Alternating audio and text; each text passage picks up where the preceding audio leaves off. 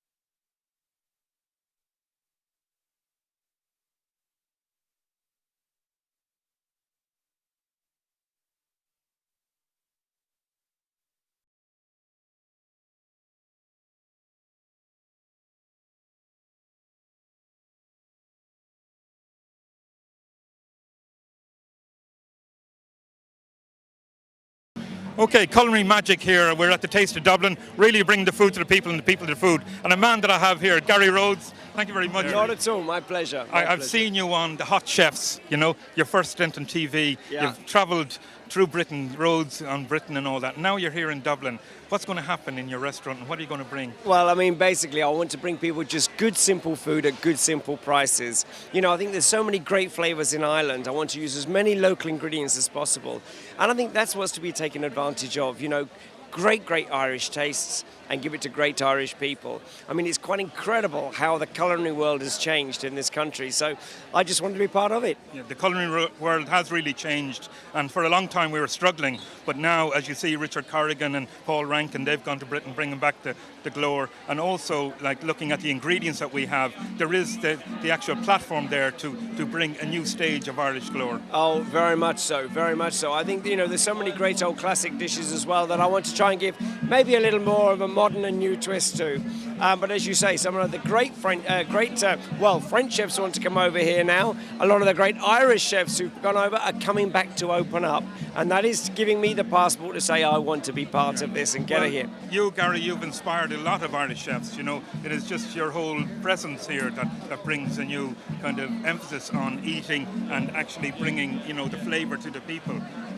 Your new restaurant, tell me about the new restaurant. Oh, that I can't tell you how excited I am. You know, obviously when you get involved with the new restaurant, but here, I mean, in a city like this, which has become so vibrant, you know, the people of Dublin, they just want good food, but they want good food at good prices, and that is exactly what I want to give them.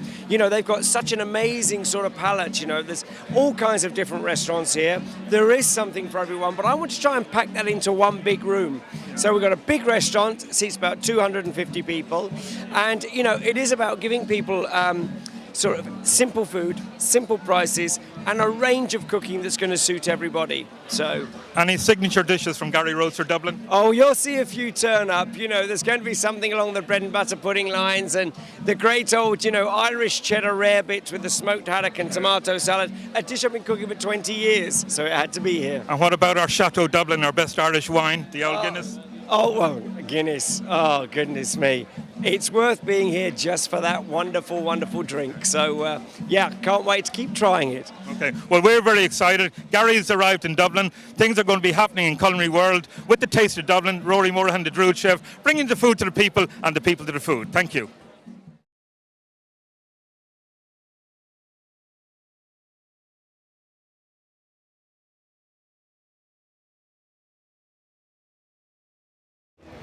I am the Druid chef of Celtic Pass with the vision of Celtic cuisine, the fire of power, the passion of food, the knowledge of ingredients and the skill of the Druid chefs. Welcome everybody here today. This is Celtic Cuisine coming live for our TV programme, for you people.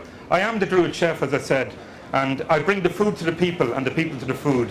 My mission in a culinary sense is to go back in time and to look at what we ate as Celts, what rich ingredients we had, and also to come back to the table of the world with new set of recipes to represent Ireland in the modern day. My first dish today, we're going to do an Irish coastal stew. And we know about the lamb stew, we know about how our farmer families, we lived off that, the lovely lamb stew, the potatoes and all that. Well, I'm trying to revert that into the sea. and look at what I have. So I have a nice bit of monkfish. I have some turbot and also lemon sole. I have little Dublin Bay prawns that I'm going to use with a Gallego rice. And when I go to Gallego, I'm talking about Galicia in Spain, where I'm using the Celtic connection as Northern Europe. If you take Brittany, Galicia, you take Scotland, you take Wales, you take Cornwall, all these lovely Celtic regions, we have a synergy in our food, in our language, in our music, in our culture, in our makeup. And that's what I'm trying to use a little bit of our cousins over in Galicia to use the actual stew. Now, right, just get my pot on, and as I said, I have a little bit of the sole and the turbot all going in there. We'll steam them off, and then I'll get working on the sauce, and then I will actually do the actual rice then in a Galician style. I have a little lobster sauce here as well that I have to finish, and that's going to be with a cream in there. And then we're looking at the colours of Ireland. We're looking at the green, the white fish, and the gold of the lobster sauce, brought into the Celtic Sea in a lovely Irish coastal stew. Okay, so I get my lid on there. The lid, please. Thank you. And what I'm using as well, I'll give you an idea of some of the ingredients. I don't use salt and pepper in my cookery. I use a Celtic salt. It is kind of like with clove, a little bit of black pepper, a little bit of cayenne, and paprika in there, and also some herbs. And that's what I bring as a flavour, and that seasons all my food. So I have a continuity going through how I use the actual seasoning. So a little bit of my salt, my Celtic salt just going in there, and they will steam up nicely, and I'll get working on the actual rice. So what I have in the rice, I have a little bit of saffron.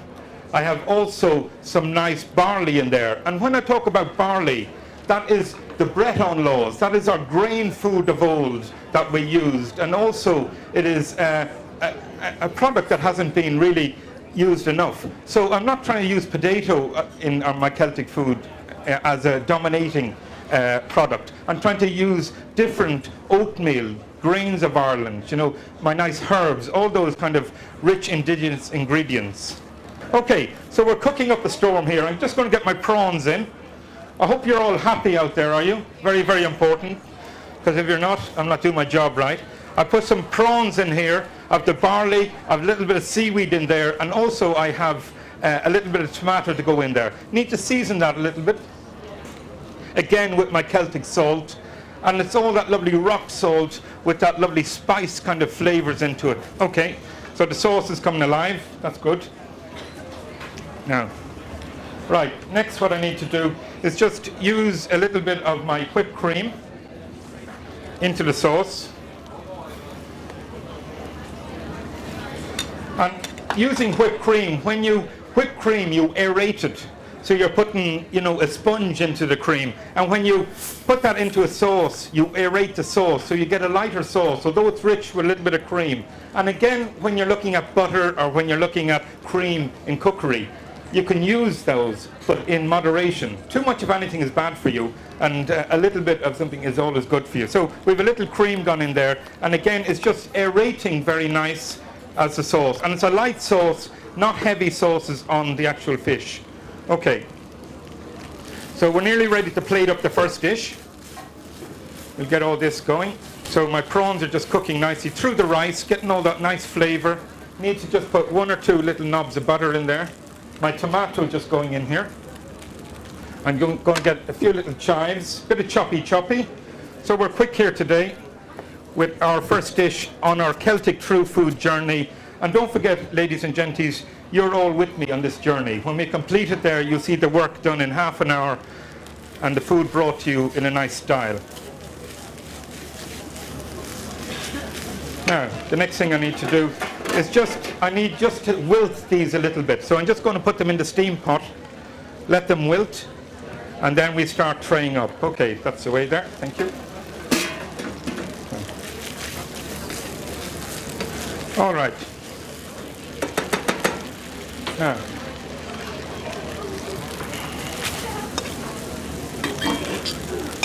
just getting this into my little ring. And when I'm putting it in the ring, I'm putting like a castle or a little mount in the middle of the actual plate. Then I'm going to put the nice white fish around that, and then we're going to lace it with the lovely light lobster sauce, and then top that with the green. So what are we looking at? We're looking at green, white and gold of Ireland, a Celtic coastal stew, and also a nice flavour that goes very, very well together. Okay, so fish is just cooked nicely. Now I have some turbot, sole, I have a nice little bit of monkfish, and then I have my wilted greens just going on there. So that'll be enough there. Now, just to lace this with this lovely sauce, just around. The Gallego rice is doing its job. Okay, that's our rice just done there. Now, just the next thing is just a little bit of wilted greens going on top. And there we have it. We're successful through the first dish. I'll get keen to put that through. That's what it is, ladies and genties. Just our Irish coastal stew, our lovely white fish, that is our turbot, our sole, and also monkfish. We have our Gallego rice that I was talking about, our friends over in Galicia, our Celtic connection. We have our nice greenery going on top, wilted greens, and then we have our nice seasoning on top. Happy days here at the Taste of Dublin, and it's really bring the food to the people and the people to the food. Many people have passed through, all these different caterers have catered them. They brought a lovely flavour of Dublin to this event, and that's what's happening here.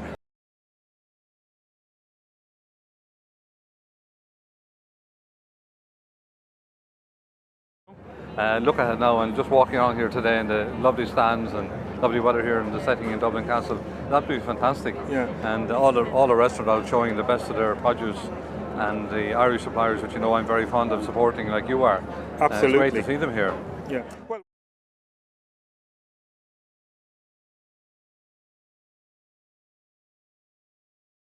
I've no problem. I mean, my roots will probably go back to Irish food like yours, but probably in a different sense. I wouldn't be doing the same research as you.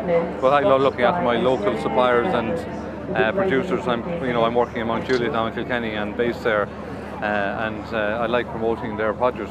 But just going back to what you said about one or two restaurants when we opened the Bartic Court, with only one or two suppliers as well of food. Yeah. And look at so many different suppliers of food coming in from all over the continent. But get back to your question about the ethnic. I think it's great.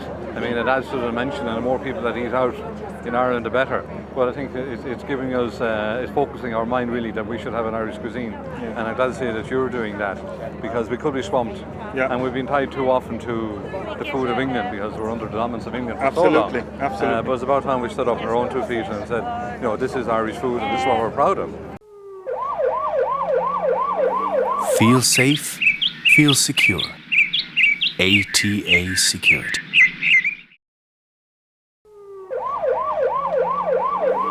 Feel safe, feel secure. ATA Secured. so what I have here is a story about a two-tone onion soup. And I'm looking at using a white onion and a red onion. I'm looking to use a black stout and a little whiskey cream to go into this. And when I talk about Christian pagan food, I'm talking about using the yin and yang of Irish cuisine. I'm looking at using the imagery of that. And there's a poet called Austin Clarke. I just have a little drink of water. And Austin Clarke, he actually spoke and wrote about the Christian pagan mold in Ireland. And that's where we had a big change when the Druids went out and the Christianity came in. And the religion, again, you're defined in black and white. And that's what I'm trying to do in the food. Use that imagery in my cookery. And you see another dish later on we use with this. So we have a little bit of onion cooking away here. In the pot here, I have another little bit of onion. I just top that up with a little water. It's cooking too much. And what I'm going to do there is I'm going to put my two-tone onion soup into my glass bowl, so one on top of the other, and get it like a pint of Guinness. Because one soup is flavoured with Guinness, the other is flavoured with a little whiskey cream. Okay? So I have a little bit of thickening agent here, arrowroot just going into it. Now I must ask you, are you all happy there? You all can hear me and everything? Yeah? Thank you for coming along. It's quite a pleasure to be here in front of you. Okay, so we're all on this journey together, and that's what it is today, ladies and gentlemen, bringing the food to the people and the people to the food. Now, just flicking in a little bit of herbs, and there's nothing better. The smell of that is fantastic. Here, have a little smell there. Pass it around. We have a little. And then my little secret ingredient is I have my Guinness reduction just going in there, giving that nice flavour. Oh, lovely. It's darkened up. Darkened up, lovely. Okay, just to get the first one in, and let this settle.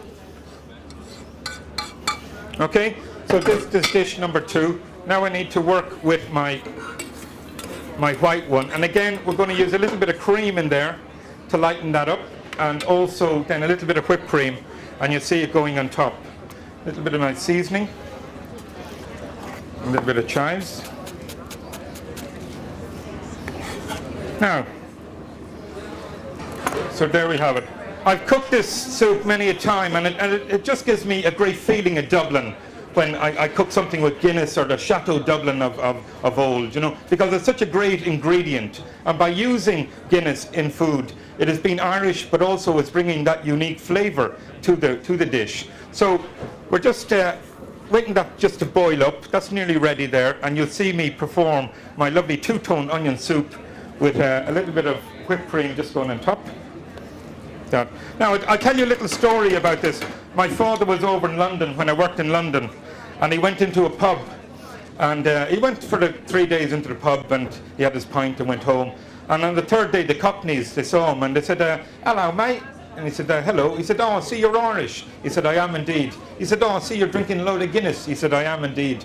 And he said, well, there's a big difference between the London Guinness and the Irish. He said, you're right there. He said, when we go into a pub in Dublin, he said, we wink at the barman, and then he knows the pint on. And with the skill of his hand, he pulls down the lever, and he has the pint glass at an edge, and then he fills that 3/4 full. And also, he said, with respect to you, he puts the actual pint in front of you, and with respect to the barman, you let that settle. And he said, then he comes back 2 minutes later and he finishes off the skill and puts it in front of you. And he said, my friends, like all good things, the cream always comes to the top. And then he said, with a blink of an eye, and he said, in a clap of a hand, he said, we whip off the white stuff and we eat it like a sandwich, and then we knock back the black stuff. And he said, you know what we call that in Dublin, my friends? And all these Cockneys were around. They said, no, mate, what's that? And he said, we call that lunch. And he walked out of the pub. And it was just, he had them so well. He was so articulated. Okay, let's finish this lovely soup. Now I'm going to lace this on top.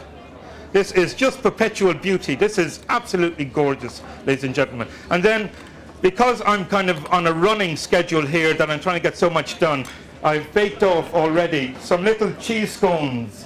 But when I make my scones, I roll out the pastry and I do a little spiral in it. And that's for me, Celtic, in my scone. There's cheese in that, there's lovely herbs. I call them mountain cheese scones because the colours of Wicklow come through that. If you look, you'll see the little definition of the Celtic design. Okay, Keane, we're ready to go with that. All right.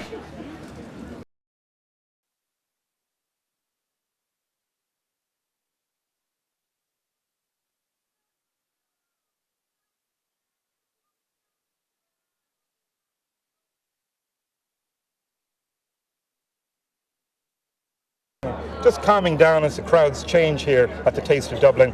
And remember, it's bringing the food to the people and the people to the food. But I have another colleague and a well-known chef all around Ireland and also internationally, Kevin Dundon. How are you? It's great to meet you again, Kevin. And just, you know, we're talking about the whole chefs, the new chefs coming through, the actual education of the Irish chef. And it's beginning to happen here. You know, the Taste of Dublin is happening. There's new flavours coming into Dublin, and yourself as well, like doing what you're doing to school and all around Ireland. Yeah. Tell me a little bit about that. I just think that the food in Ireland has changed so dramatically particularly in the last 10 years. I mean, it's predominantly a lot of chefs like myself who've travelled all over the world and picked up some great ideas and brought it back. And then with our indigenous ingredients that we have in Ireland, it's like just fantastic. And to incorporate what we learned, the international flair from abroad, bring it back to our wonderful ingredients and create dishes. But also because the general public are travelling so much that their palate is getting a lot more educated and they're expecting a lot more. So they're actually putting us up to the plate to actually create more. Absolutely, and a point that I brought up with Gary Rose just earlier on is that we have the best produce, but we never realised that. We sold our abroad. I didn't realise it. Yeah. Like when I was working working in Dublin before I went away, I always thought, you know, it's because we were so used to it. We were growing up with it. It's like just fantastic. And then you go away, and in fairness, I have a restaurant in America, and to find product with depth in America is very, very hard. Now it is there in fairness, but you just have to look so much harder. It's on our doorstep here, everywhere. Yeah. So you go away, and you know, when you're internationally, there's a lot more flavours and more intense flavours happening, and that's just drawing out the flavour of the food. And then I came back and incorporated that into the style of food that we were doing here.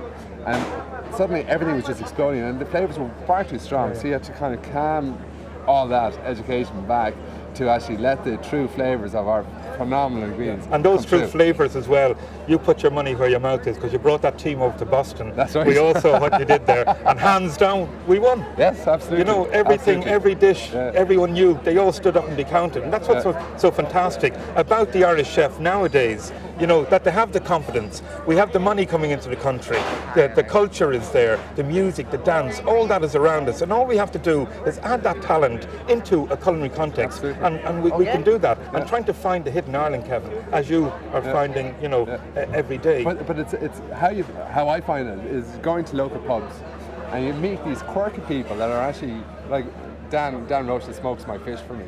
He smokes in his garage behind his house. He's just like a great fisherman, great character. And he says, "Oh, I smoke a bit of fish too." I said, "You do what?" And he says, "I smoke a bit of fish." I said, "Where do you do that?" And he says, "In the garage." I said, "Oh, geez, I must come down and have a look." So I went down, and it's a fabulous, simple operation. But I mean, his touch is just beautiful. And I work on it. Like last week, I came up with a new dish of smoking some cockles, because we get cockles from Duncannon Beach. Yeah. We brought them down, and we started smoking them. We smoked them for a half an hour, 3/4 of an hour, an hour and a half, up to 4 hours, until we got the exact smoke flavour that we were looking for. But it's beautiful to have small producers like that on our doorstep. Yeah. But you go to these guys, right, and you get so inspired. You know that you talk about, you look at cookbooks, you look at magazine, you're flicking through, and you're going, interesting idea. Maybe I'll try it this way, and you kind of get inspired. Yeah. But you go to these guys, the passion that comes out of their pores of the body, just purely of this raw product. Yeah. And then you cannot but be inspired to come up with a new. Yeah.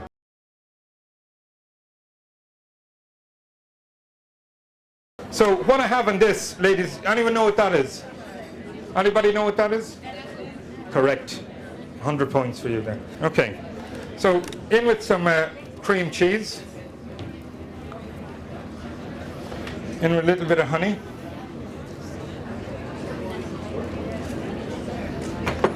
Just going to mix that up. Loosen it. Then a little bit of cream just going in there. And I'm making a Newgrange cheesecake. And what is Newgrange in a vision? It is a white dome with a wall around it with a green top. And this is going to come alive in front of your eyes here the next minute or two. So that's mixed up nicely. And I always carry a few nuts with me there, hunter-gatherer, just as an idea. All these things are important to me in my cookery because, again, it gives me the lines, it gives me the understanding what I'm actually doing. Right, just a few little berries going in there.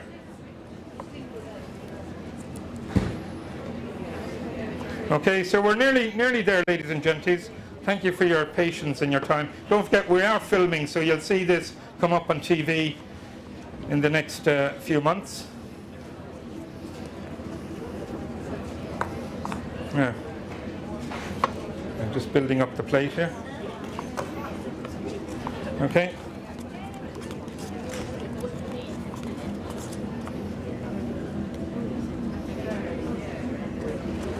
Okay, so just mix in some of those lightly. Okay. Then I need a bit of honey just going in there. Very nice. I have a little bit of sauce. Lovely.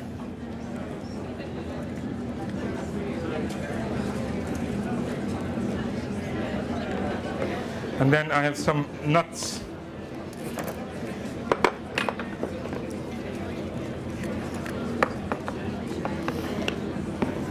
And I always say the art of cooking and the cooking of art. And that's what it's all about here, to look into Ireland in a historic and cultural fashion, bring out some new recipes, and also bring out a new presentation in a style that is understood by the Irish, for the Irish. Okay, so that's just going in there. A few nuts, and the rest will go into the cheesecake. Mix that up. Just fill my mould now.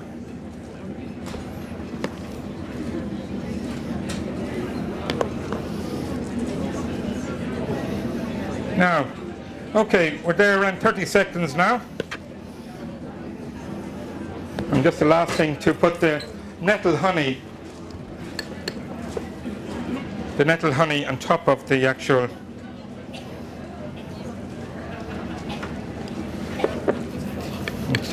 cheesecake.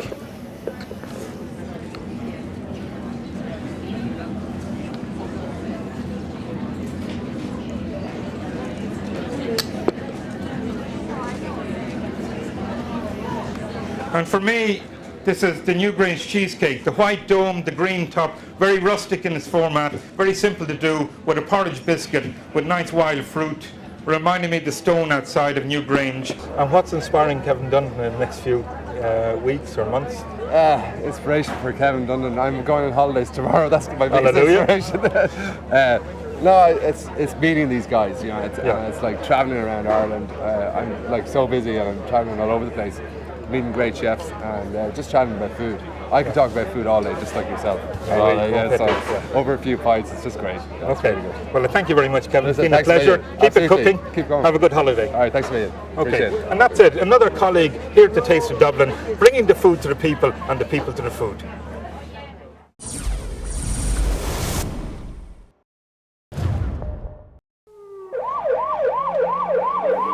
Feel safe, feel secure. ATA Security.